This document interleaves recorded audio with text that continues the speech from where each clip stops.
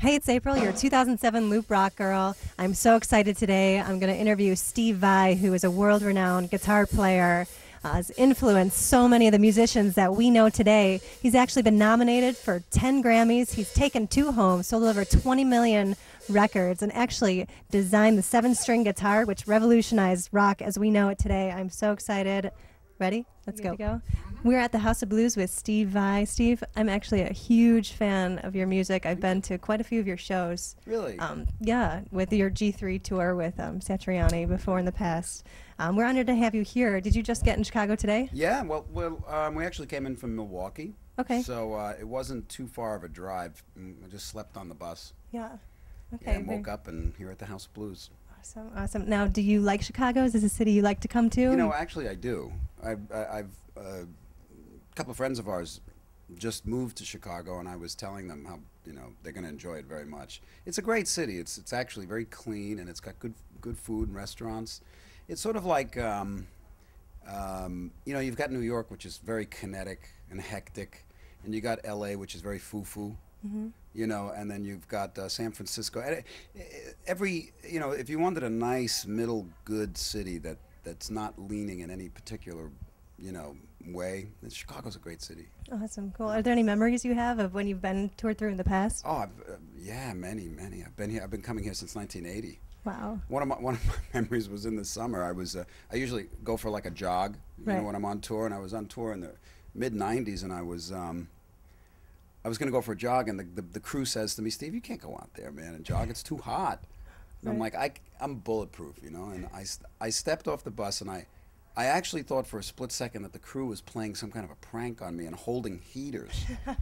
It was blazing hot, and it was 125 degrees, I found out, and it was kind of a tragic week for Chicago that week, but I have some good memories too.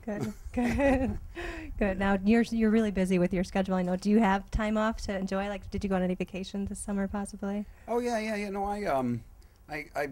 I've become an expert at time management. Mm-hmm. And I have a family. So I allocate certain times to do family type things. We went to Canada. Yeah. Yeah, it was great. Cool. Last year we went to Yellowstone. And really? Before that we went to Alaska. Mm-hmm. But I have 2 teenage boys, 15 and 18, and my wife.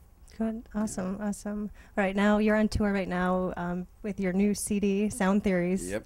Can you tell us a little bit about that? Is that new material or? Well, actually, primarily my music is relatively instrumental. I have some vocal songs, but it's kind of art rock in a way because it's a little left of center. It's very compositional, but it's very accessible and melodic, and those people who enjoy it, mm-hmm. really, they find it stimulating. But I do a lot of different things sometimes, and I've always been interested in composing. Even before I could play the guitar, I could read and write music, Right. And all through the years, I've written music. And I got this opportunity recently from an invitation from NPS in Holland, which is the National Public Radio there. This guy, Coda Kloot. Mm-hmm. He solicits funds from the Dutch government to put on these cultural events for the citizens of Holland. Wow, yeah. That's how cool the Dutch are, And they asked me to do it, and I composed 2 hours of music. Wow. And the show consisted of, the first hour was music from my new music that I had composed, right, without me playing the guitar. And it was a unique kind of a combination of a rock band and a 65-piece orchestra. Mm-hmm. It was a Metropole Orchestra in Holland, and they're very, they're cool. Symphonies, people think orchestra, they think symphonies. Sure. Bach, Mozart,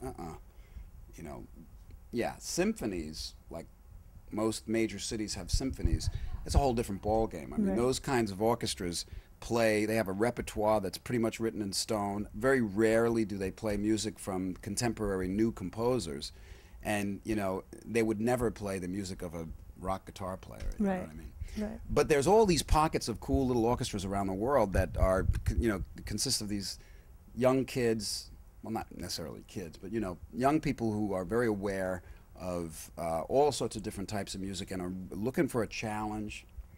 And especially in Europe, it's a whole different world over there. Sure. So this Metropole Orchestra, you know, the people in the orchestra were very aware of my music and what I did, and they were very excited to do it, so I could throw a lot of wild stuff at them, you know. Neat, neat. Yeah, so the first hour of the show was new music that I had written specifically for the orchestra and a small rock ensemble. But you didn't play in it. I didn't play, okay. Yeah. The second hour was music from my catalog okay. that was orchestrated for me playing the guitar along with the orchestra. So when the record came out, Volume 1 is, you know, music with me playing the guitar with the orchestra, and the second one is the one without me, and they're vastly different. Right. Yeah, that's really neat. Yeah, it's cool. It's a lot of fun. I think that's very impressive. I know you've had many guitar teachers over the years. One being Joe Satriani, who you've now toured with. Yeah.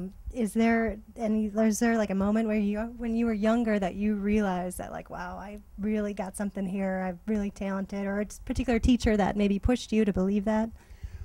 Well, I was very fortunate. You know, when I was in high school, I had this tremendous music teacher.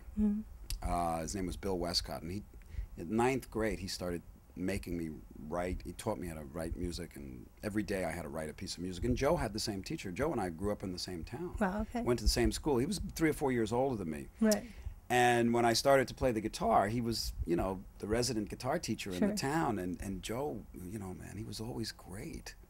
He could always play great. Right. He was always this icon of musical ideas.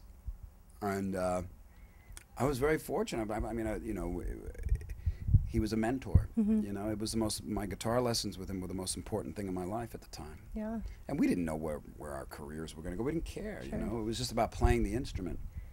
And, you know, to be able to have the opportunity to tour with him through all these years and, you know, be a part of the G3 thing was really, really great. You know, it's a real privilege. That is neat. Now, when you were learning with him, was there any concerts that maybe you guys would go to, or music that you both were into? Well, Joe turned me on to a lot of music. Okay. You know, he would give me like Joe Pass records, and he had all these Hendrix records that I didn't have, you know. Right. Well, we didn't, he was a little older, you know. And he had this group, and I had a little group, and our group was like the younger siblings of the guys in his group, you know? Right. I was like Joe's little brother, and the singer was the younger brother of, you know, one of the singer in Joe's group and all this stuff.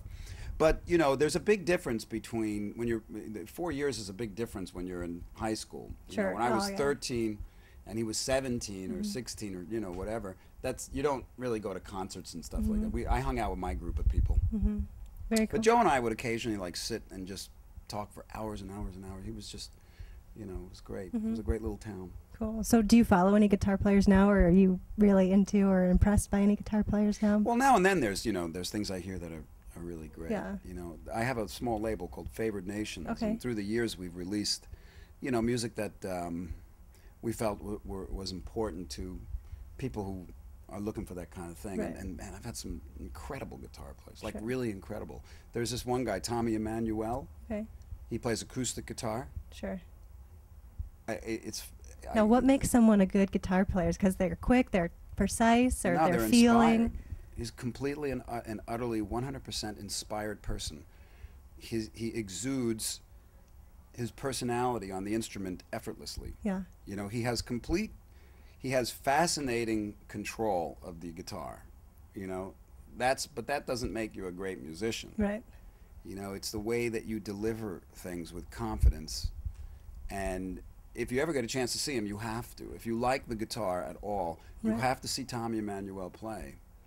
Okay. And there's been great other players that I've had on the label. Right. Yeah.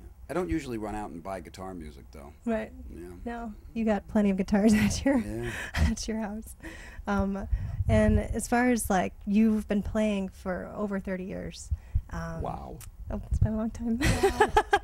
Is there any like concerns you have, or you feel like maybe you're not